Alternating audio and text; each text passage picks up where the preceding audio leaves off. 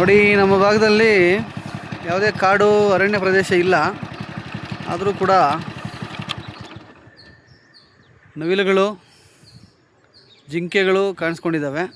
ನೋಡಿ, ಇಲ್ಲಿ 3 ಜಿಂಕೆಗಳಿದ್ದಾವೆ. ನೋಡಿ ನೋಡಿ ನೋಡಿ ನೋಡಿ ಕಾಣಿಸ್ತಿದೆಯಾ? 1 2 3, ಇಲ್ಲೊಂದಿದೆ 4 ಜಿಂಕೆ. ಸೊ ಆಹಾರ ಇದ್ದಿದ್ದ ಕಡೆ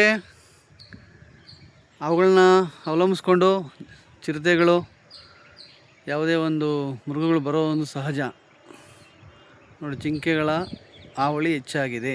ಹಾವಳಿ ಅಂತ ನಾವು ಯಾಕೆ ಕರಿತಾ ಇದ್ದೀವಿ ಅಂದರೆ, ನೋಡಿ ಈ ಕಡೆ ಹೊಲ ಬಿತ್ತಿದ್ದಾರೆ, ಆ ಚಿಗುರೆಲ್ಲ ತಿಂತಾ ಇದ್ದಾವೆ ಅಲ್ವಾ? ನೋಡಿ, ಅದರ ಎಫೆಕ್ಟು ರೈತರ ಮೇಲೆ ಅದರ ಬೀರುತ್ತೆ. ಯಾಕೆಂದರೆ ಕಾಡುಗಳು, ಅರಣ್ಯ ಪ್ರದೇಶ ನಾಶ ಮಾಡ್ತಾ ಇದ್ದರೆ ನೋಡಿ, ಈ ರೀತಿ ಕಾಡು ಪ್ರಾಣಿಗಳೆಲ್ಲನೂ ಗ್ರಾಮಗಳ ಕಡೆ ವಲಸೆ ಬರೋ ಸಹಜ. ಸೊ ಇದರಿಂದ ಏನು ಅರ್ಥ ಆಗುತ್ತಪ್ಪ ಅಂತಂದರೆ, ಮರ ಗಿಡ ಕಾಡು ನಾಶಪಡಿಸ್ಬಾರ್ದು.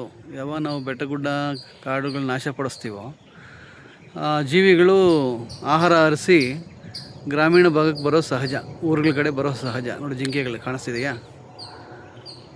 ಆ್ಯಕ್ಚುಲಿ ನಮ್ಮ ಭಾಗದಲ್ಲಿ ಯಾವುದೇ ಕಾಡು ಅರಣ್ಯ ಇಲ್ಲ. ಇಲ್ಲಿ ಸ್ವಲ್ಪ ಮರ ಗಿಡ ಇರೋ ಅಷ್ಟು ಬಿಟ್ಟರೆ, ವೇಮ್ಗಲ್ ಇನ್ನೊಂದು 500 ಮೀಟರ್ಸಲ್ಲಿ ವೇಮ್ಗಲ್ ಸಿಟಿ ಇದೆ. ಈ ಕಡೆ ಕೆರೆ ಇದೆ. ಅಷ್ಟು ಬಿಟ್ಟರೆ ಇಲ್ಲೇನು ದಟ್ಟವಾದ ಅರಣ್ಯ ಪ್ರದೇಶ ಯಾವುದೂ ಇಲ್ಲ. ಆದರೂ ಜಿಂಕೆಗಳು, ನವಿಲುಗಳು ಯಥೇಚ್ಛವಾಗಿ ಕಾಣ್ಬೋದಾಗಿದೆ. ನೋಡಿ, ಆ ವಿಡಿಯೋ ಮಾಡಿದಾಗ ಈ ಕಡೆನೇ ನೋಡ್ತಾ ಇದೆಯಾ ಜಿಂಕೆ, ಎಷ್ಟು ಮುದ್ದಾಗಿದೆಯೋ. ಆದರೆ ಪಾಪ ಈ ತೋಟ, ಈ ಹೊಲ ಮಾಡಿರೋ ಕತೆ, ಅವನು ಓಡಿಸೋದಕ್ಕೂ ಮನಸ್ಸು ಬರ್ತಾಯಿಲ್ಲ. ಯಾಕೆಂದರೆ ಅವಾಗ ಆಹಾರ ಏನೂ ಸಿಗೋದಿಲ್ಲ. ನಮ್ಮ ಕಡೆನೇ ಬರ್ತಾಯಿದೆ, ವಿಡಿಯೋ ಕಡೆ ಜಿಂಕೆ ಓಡ್ತಾ ಇದ್ದಾವೆ. ನೋಡಿ ನೋಡಿ ನೋಡಿ ನೋಡಿ ಒಂದು ಈ ಕಡೆನೇ ನೋಡ್ತಾ ಇದೆ ಒಂದು ಜಿಂಕೆ. ನಾವೇನು ಮಾಡೋದಿಲ್ಲ, ಜಿಂಕೆಗಳನ್ನು ಮಾಡಲೂಬಾರ್ದು ಕೂಡ. ಅದೊಂದು ಕಾನೂನುಬದ್ಧವಾದ ಮತ್ತು ಅದರದೇ ಆದ ಒಂದು ಕಾನೂನು ಕ್ರಮ ಕೈಗೊಳ್ಳುತ್ತೆ. ಕೃಷ್ಣ ಮೃಗ ಅಂತ ನಾವೇನು ಕರಿತೀವಿ ಜಿಂಕೆಯನ್ನು, ಅದು ವನ್ಯಪ್ರಾಣಿ. ಅದರಿಂದ ಮಾನವನಿಗೆ ಪ್ರಾಣಕ್ಕೇನೂ ಹಾನಿ ಇಲ್ಲ. ಅದರಿಂದ ಅವುಗಳನ್ನ ಸಾಯಿಸೋದಾಗಲಿ ದಾಳಿ ಮಾಡೋದಾಗಲಿ ಮಾಡಬಾರ್ದು ಜಿಂಕೆಗಳ ಮೇಲೆ.